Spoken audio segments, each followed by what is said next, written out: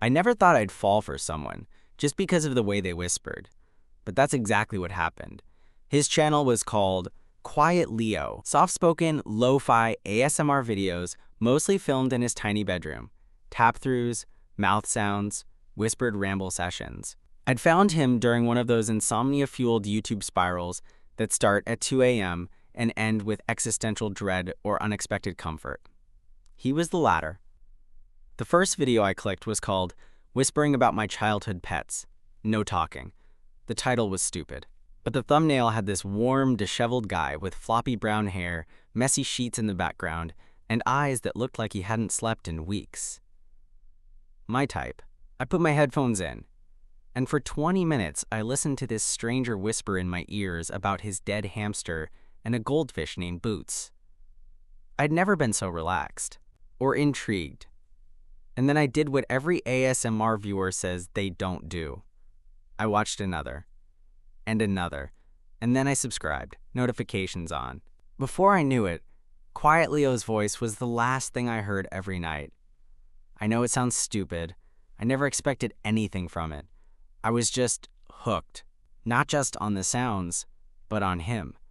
His voice, his room, the little glimpses of personality that slipped through the mic. He had this kind of raw, unfiltered honesty. No flashy edits, no fake polish. Just him, whispering about mundane shit that somehow made me feel less alone. He never showed much of his face, always cropped low or blurred with a soft focus, but the mystery made it worse.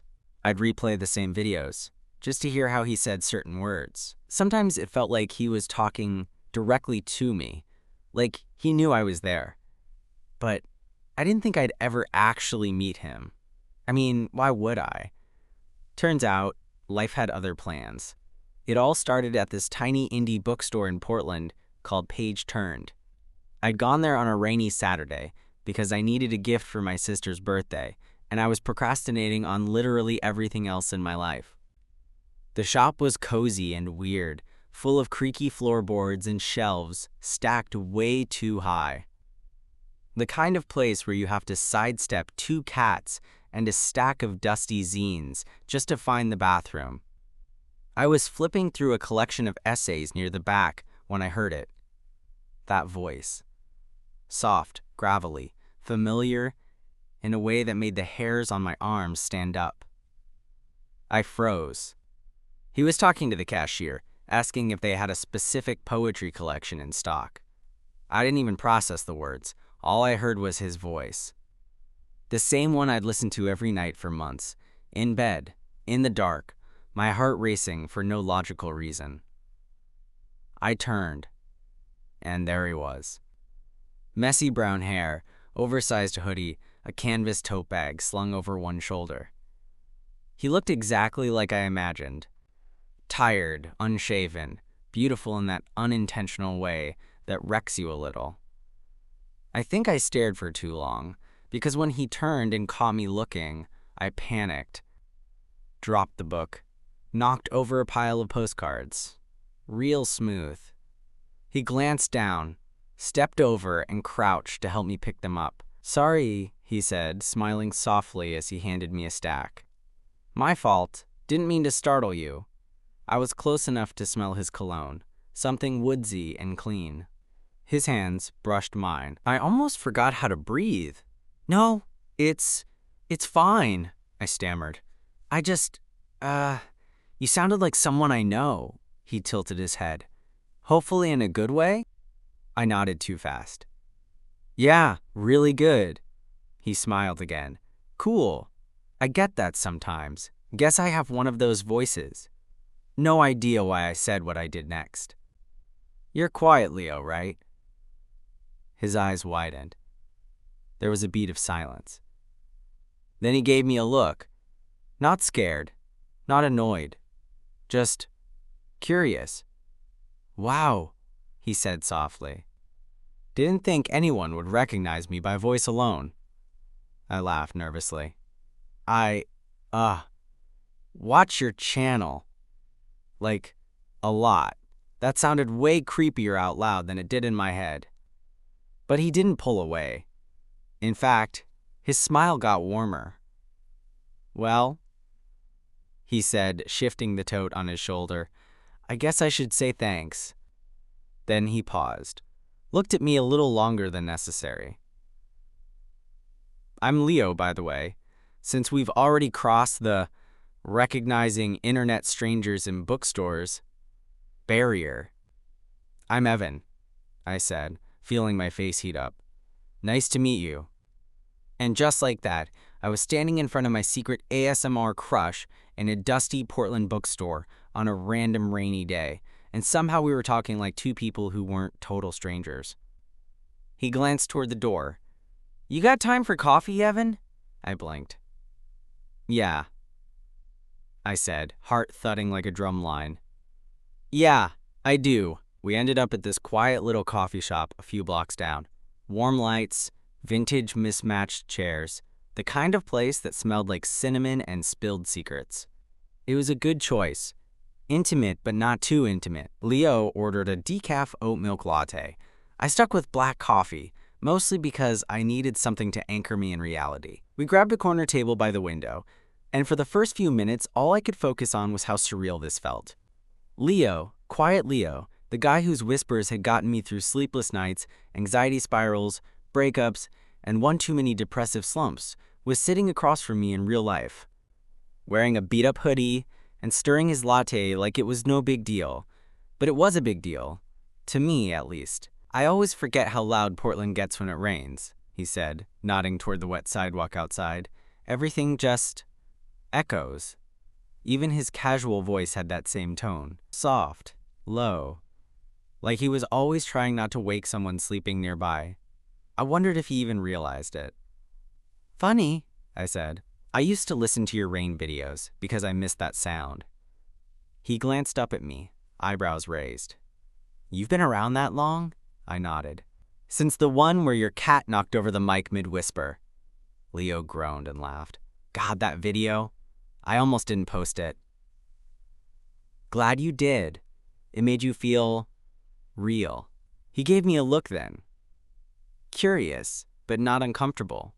Like I'd peeled back a layer he didn't show often. "I started that channel during lockdown," he said, leaning back in his chair. "Honestly, it was just something to keep me sane. Didn't think anyone would actually, I don't know, get attached." "You're easy to get attached to," I said before I could stop myself. His lips parted, just slightly. A flicker of something passed behind his eyes. Surprise, maybe, or something else. "You mean the content, right?" he asked, but he wasn't teasing. I shrugged. "Both." A pause. He looked down at his cup, then back up at me. "Most people just say they like the tapping." I smirked. "That too, but I stayed for the rambles." He smiled at that, not wide. He didn't seem like a big grinner, but soft. Genuine. "I think you might be the first person who's ever said that in person. Guess I'm breaking records today." We talked for over an hour. Nothing wild, just stuff. His life before YouTube. How he moved here from Seattle. His day job editing podcasts, which made sense. He had that kind of precision in the way he listened, like he actually heard you, not just your words. I told him about my work in nonprofit marketing, how I spent most days buried in campaigns no one read. "It's weird," I said, somewhere around our second round of drinks. "I know your voice better than I know some of my friends." Leo tilted his head, amused. "Yeah, I get that a lot. It's a strange kind of intimacy, right? You hear someone whisper about their worst breakup or their favorite snacks for 6 months, and suddenly you think you know them. Do you ever feel watched?" He hesitated. "Sometimes, but mostly I feel unseen in real life. Like I exist more in people's heads than I do in the world." That hit harder than I expected. "I feel that," I said. We both looked out the window for a bit. Rain tapping against the glass. The world moving slowly around us. Then Leo said something I didn't expect. "You want to see where I record?" My pulse jumped. "Now?" He nodded. "I live close. It's not fancy, but you might as well meet the full illusion." I hesitated for half a second, then stood up.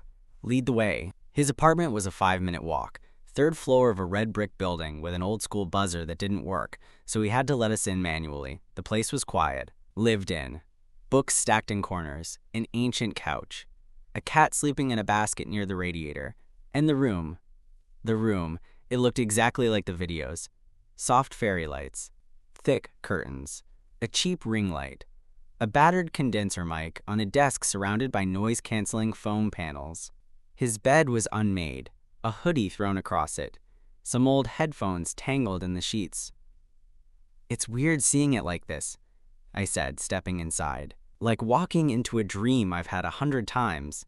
Leo hovered in the doorway, watching me. Still romanticizing it? I turned to face him. Maybe more now. He didn't look away. Instead, he stepped forward. Just a few inches. Close enough that I could see the freckles on his cheekbones. "I've never invited a viewer here before," he said quietly. "Am I still just a viewer?"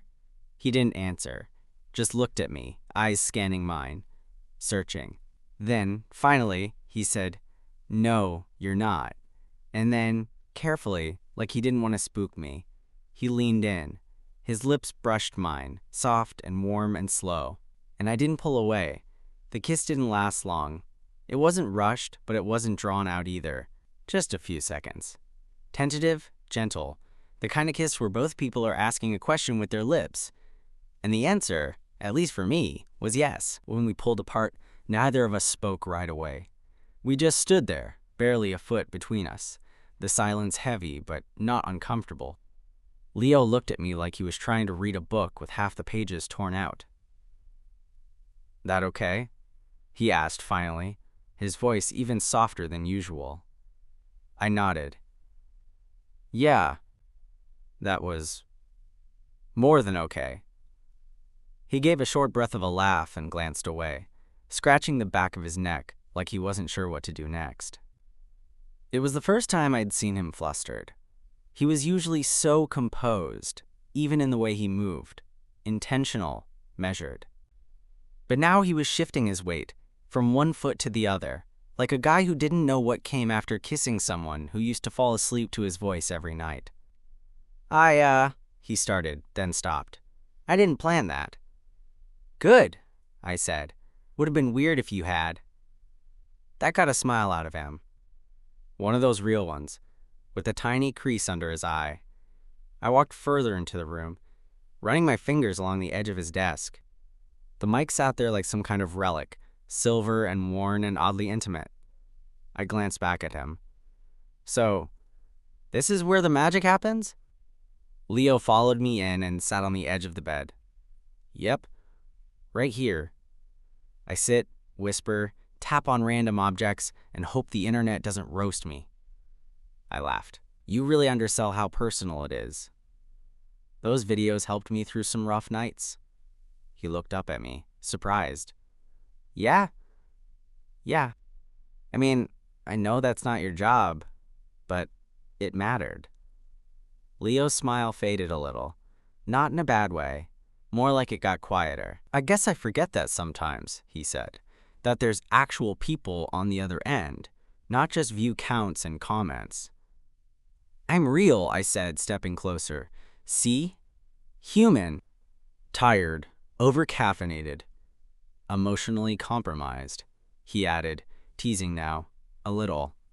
I sat down next to him. The bed creaked, his knee brushed mine, and we just existed like that for a bit. Close, quiet, present. Eventually, Leo leaned back on his hands, exhaling through his nose. "I don't usually meet people from the internet," he said. "I don't usually fall for people I meet through headphones." His head turned toward me. "So, you did fall? Kinda obvious, huh?" He didn't answer, just looked at me like he was processing it all, like he was both surprised and not surprised at all. "You want to stay for a bit?" he asked after a while. "Not in a weird way, just hang out." I nodded. "I'd like that." So we did. The rest of the evening blurred into something soft and slow. We didn't kiss again that night, but the energy between us shifted. The space that had once been part of my nightly routine, the screen, the voice, the imagined closeness, was now a physical space we were both sitting in, breathing the same air. He showed me some unreleased clips, including one where his cat jumped straight onto the mic mid-recording. We talked about YouTube trolls and favorite movies and how both of us hated voice notes but always sent them anyway. At one point, Leo pulled out an old handheld recorder and asked, "Can I try something?" I nodded. He hit record, leaned in close, and whispered, "Evan." Just my name. But the way he said it, soft and low and right into the mic, it sent a full-body shiver through me. And he knew it too, judging by the way his mouth twitched in the corner. "Now you've got your own personal trigger word," he said, eyes gleaming. I rolled mine. "Abusing your powers already?" "Absolutely."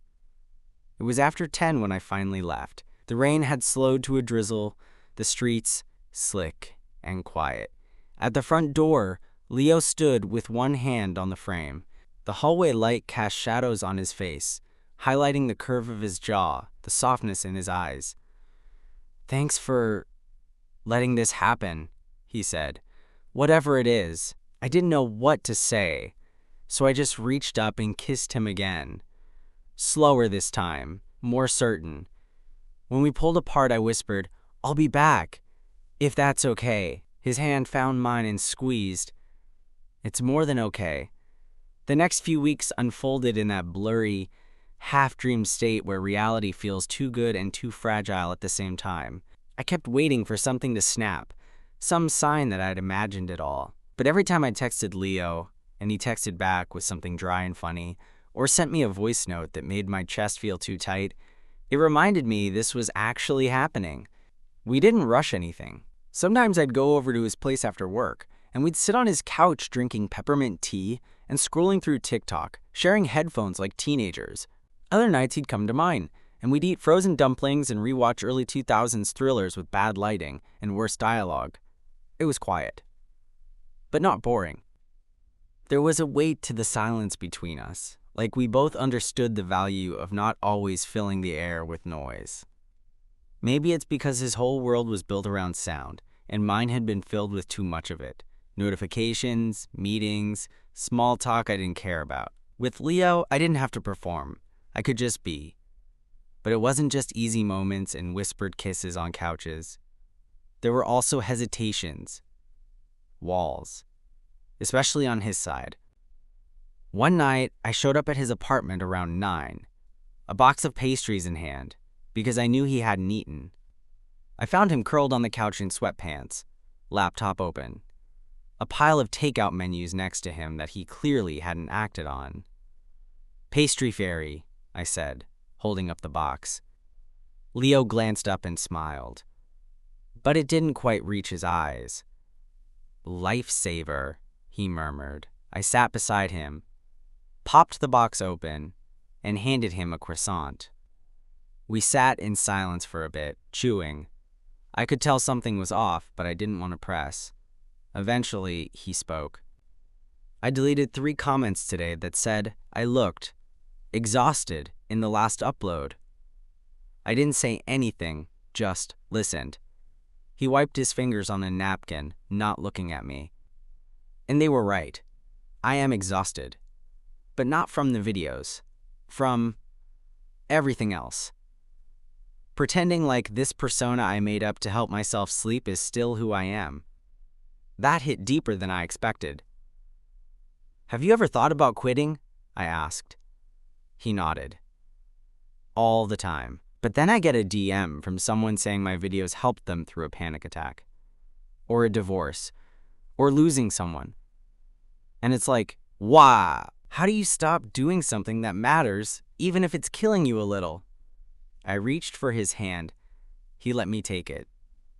"You don't have to carry all of it," I said quietly. "Not alone." He looked at me then, really looked, and for a second I saw everything he'd been holding back. The pressure, the fatigue, the weight of being someone people needed him to be. He leaned his head on my shoulder. "I don't know how to let someone in," he whispered. "You don't have to know. Just try." That night he fell asleep curled up against me on the couch, his cat nestled at our feet. I stayed there, wide awake, listening to the sound of his breathing.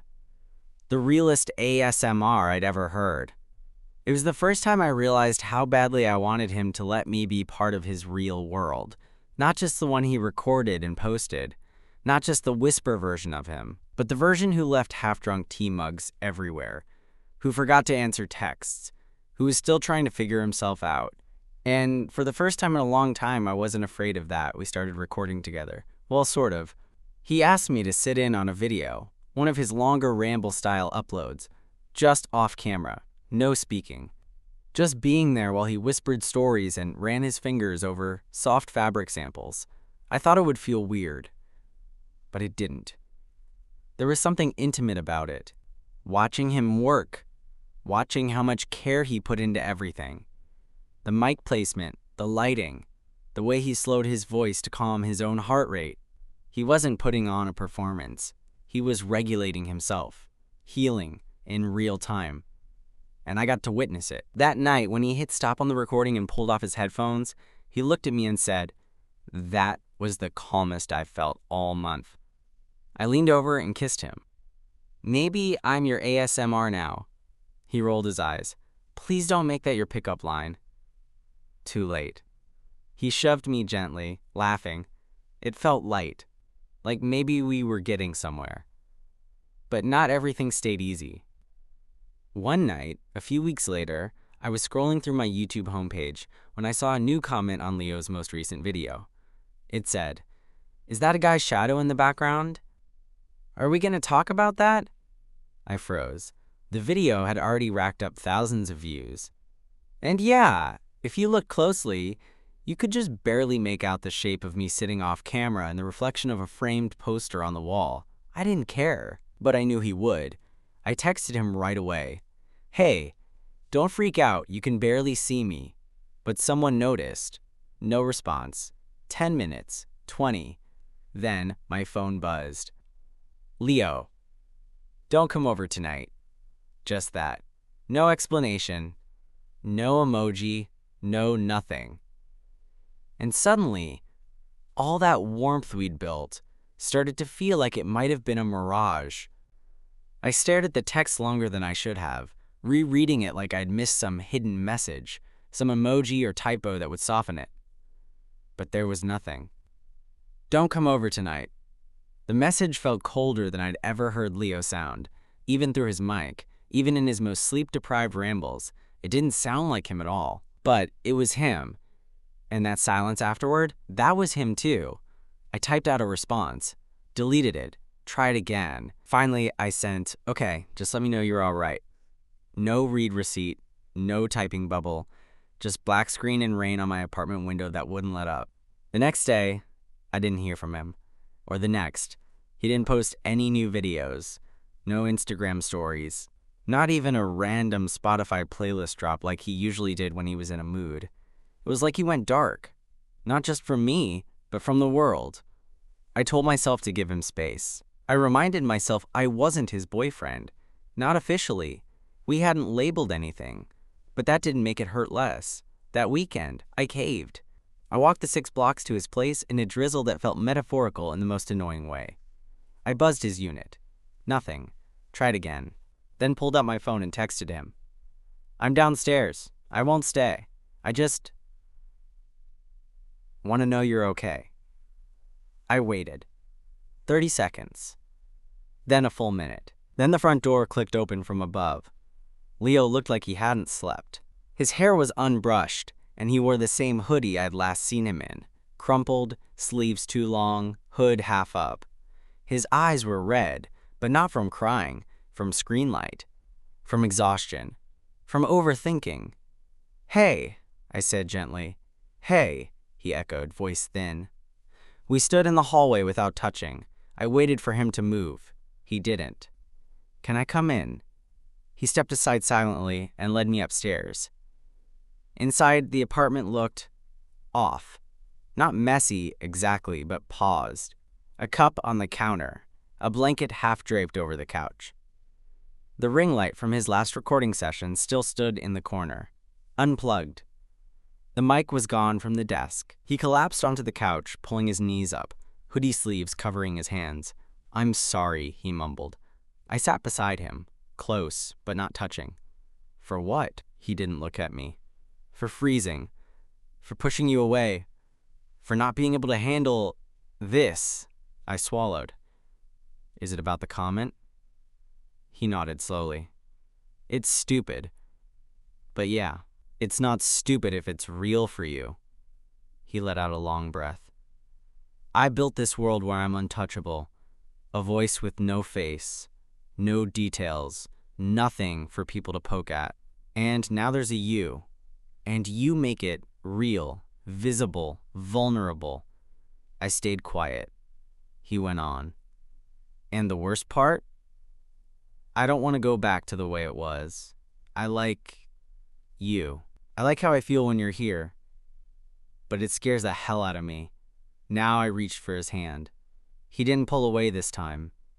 I get it, I said. I've spent a lot of my life waiting for the other shoe to drop, thinking anything good had a time limit.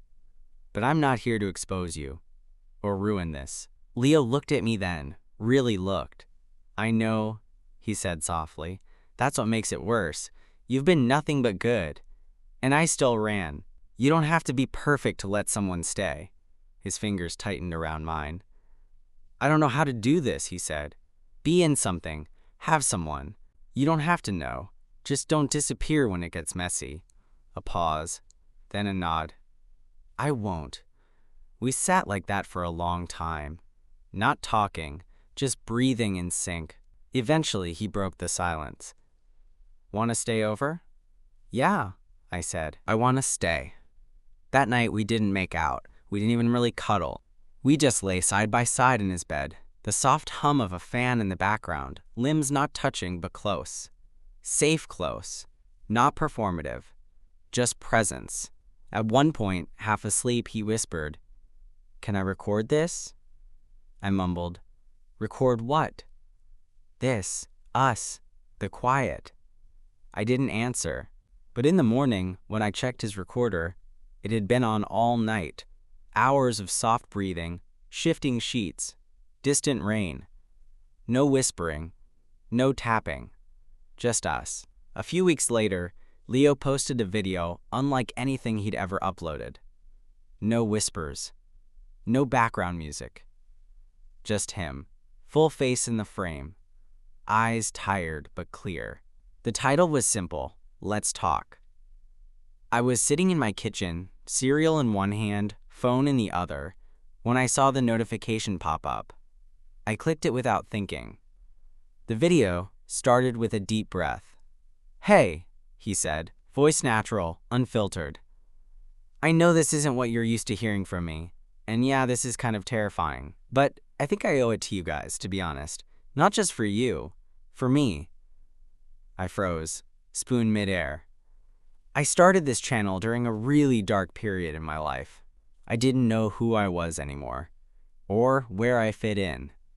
Whispering into a mic, creating this soft version of myself.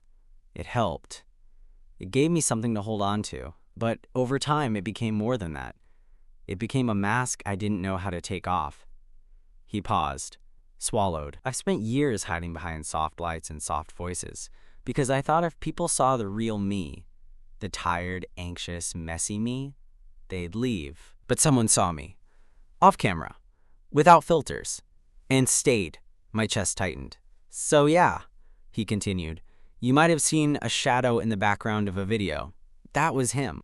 And no, I'm not going to make a whole meet my boyfriend thing, because we're not content. We're just two people trying not to screw up something that feels rare." He smiled, small and sincere. But I guess I wanted to stop whispering long enough to say, "I'm here, really here, and I hope that's enough." The video ended there. No fade out, no outro, just Leo, showing up. I didn't even text him. I just got up, left my cereal on the counter, and headed to his apartment. When he opened the door, he looked nervous. "Too much?" he asked, voice low. "Not enough," I said, and pulled him into a hug that lasted longer than either of us expected. Things shifted after that, not in a dramatic way, but in a real one. He started showing his face in more videos. Not all the time, but enough. He let his voice drop into its natural register now and then, stopped editing out his stumbles.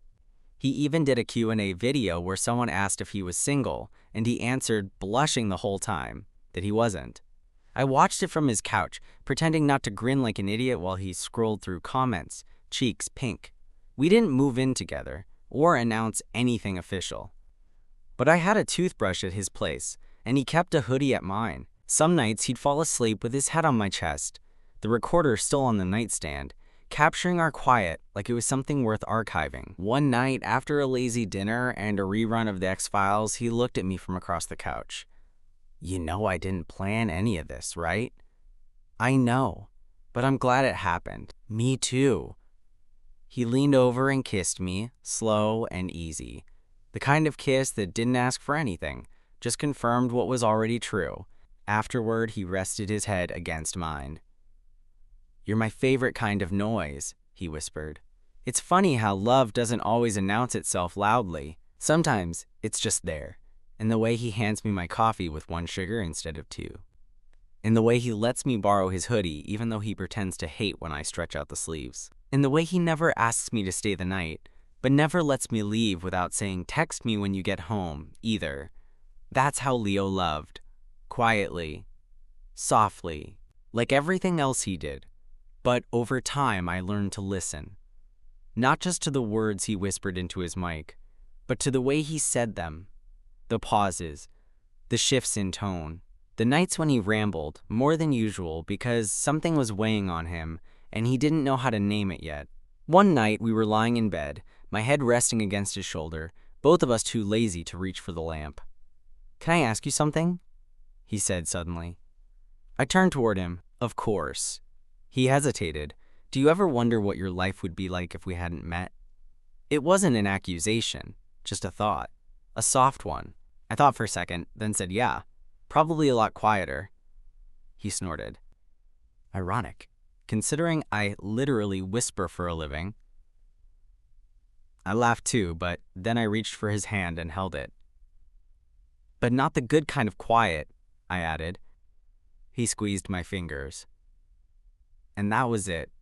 No big declarations, no dramatic confessions, just 2 people lying in the dark, finally comfortable with the silence between them.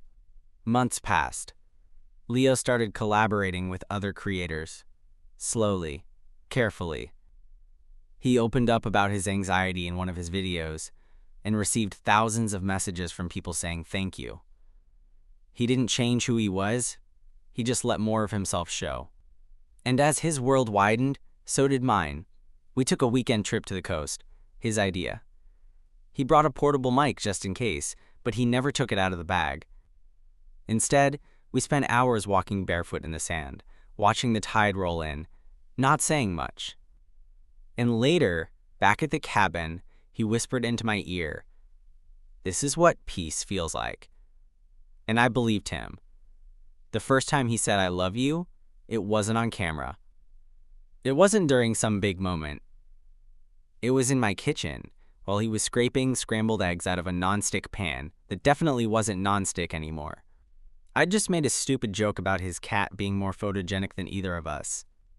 He rolled his eyes, shook his head, and said it like it had been sitting there the whole time, waiting to be said. "I love you, you know." Just like that. No build-up. No hesitation.